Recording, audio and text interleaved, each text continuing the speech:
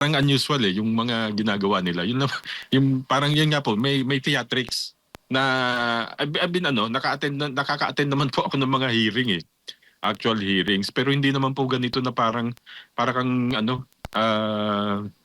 ginagawa nilang telenovela. Narinig niyo po, sa assessment niyo po, sa ilang araw po na pagharap po ng taga-COA sa Senate Impeachment Court, meron bang question doon sa, kumbaga, mabigat na basehan na merong mali sa ginawa ng confidential fund, or ito lang talaga ang naging kalakaran?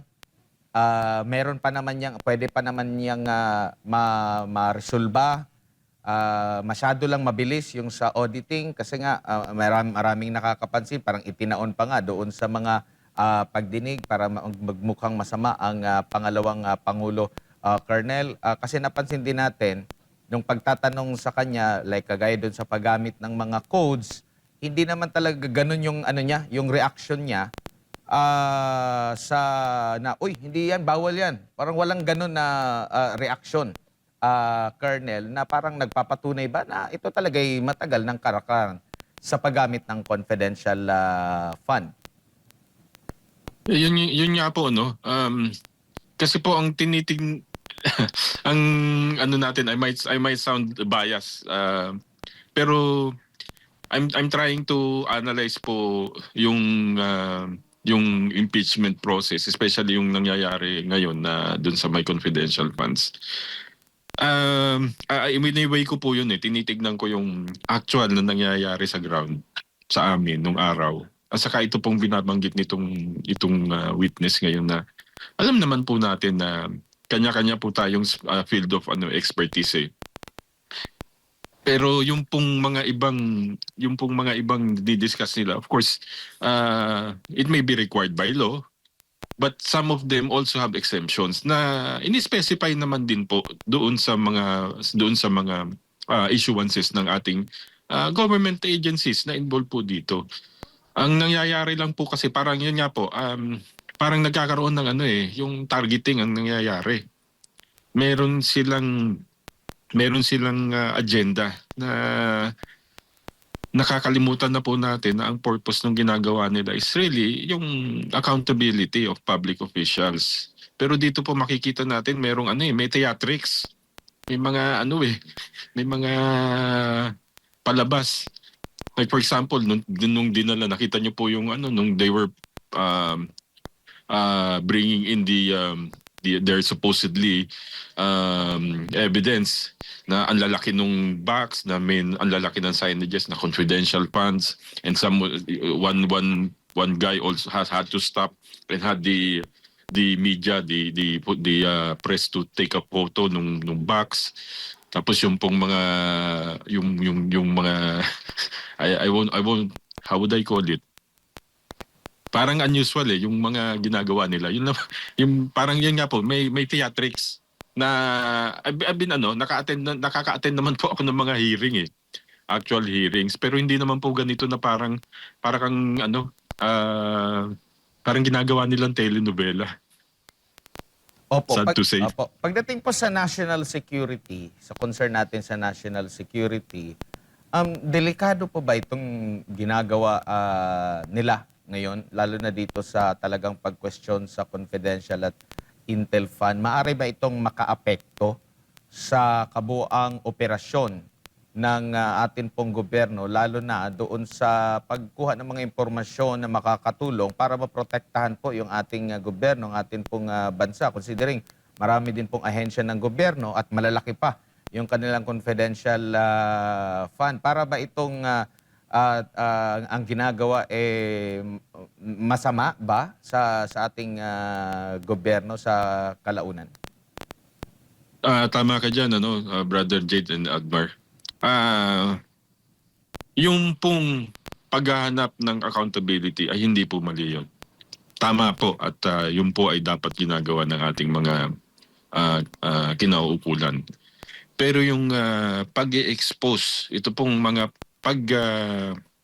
how do you call this? Yung parang hinihimay-himay natin yung mga specifics. Napakalaki pong epekto nito sa ating national security kasi na-expose po yung ating yung ating procedure at yung ating mga proseso na pwede pong i-exploit ng kalaban ng Estado. Pag nakita po nila yung mga flaws, yung mga gray areas ng proseso, pwede na po nilang i-exploit yan, which will in turn weaken yung stance ng ating national security. Nakakatakot po ito pag ito po ay lagi nating hahayaan at pababayaan po natin. Hindi lamang po locally na expose yung nakukompromiso ang seguridad ng ating bansa. Even po yung mga foreign perceived foreign threats na pwede pong maging later on maging problema natin, nakikita po nila yung weaknesses natin. Dapat po kung ito pong mga ganitong klaseng mga usapin, dapat po we should proceed with extreme caution kasi nakasalalay po ang national security natin dito. Opo. Isa rin sa question po, Colonel, is yung paggamit daw po ng 11 days. Well, kahapon, during sa trial naman, napaamin naman ang witness na wala namang masama. Either 60 days ba yan, mga ilang linggo, 11 days, wala naman pong sinasabi talaga doon sa joint memorandum circular. Pero batay po sa karanasan po ninyo, Colonel, kung baga yung paggastos po ninyo ng confidential funds, siguro marami na kayong mga ano niyan, marami na kayong mga information na paano ba ang kalakaran po niyan, Colonel, para sa kabatiran lang po ng ating mga kababayan po. Kasi po, Brother Admar, Brother Jade, nag-ano rin ako naging budget officer din ako naging controller din ako sa sometime in my previous life. So yung pagliliquidate, yung pong liquidation process, yung ating sa GAA, yung accounting and auditing process natin, nabasa ko po rin yan at nasundan ko po rin yung proseso. Kung mapapansin po natin, itong sinasabi nila na 11 days ginastos was during yung December, ano na yun December na yun Ano po ba ang December? Ano po ang how do you call this? Importansya o ano yung ano ng December? December po nagsasara ang accounting books ng ating government. So yan po yung pong mga pondo na hindi pa liquidated, kailangan po yan ino-obligate na po yan. Hindi po necessarily na-release yung pondo niyan agad-agad. Pero kailangan nyo pong i-obligate. Otherwise, babalik po yan sa National Treasury. At baka sa susunod na taon na magre-request kayo ng pondo for a certain activity, in this case yung confidential funds, baka hindi na kayo bigyan kasi sasabihin hindi nyo naman ginagastos ng tama Hindi nyo na-utilize ng tama kasi hindi nyo nga na-liquidate. So, normal na proseso po yun. Matatawa nga po kayo minsan pag pumunta kayo sa mga government offices pagdating ng Disyembre na bumabaha ng mga documents dyan na for obligation. Yan po yung reality. Hindi naman po kasi sa sinasabi natin na nagmamadali para gamitin sa kung saang bagay na hindi maganda. Hindi po. Meron pong prosesong sinusunod yan, legal at tamang proseso ng government accounting and auditing.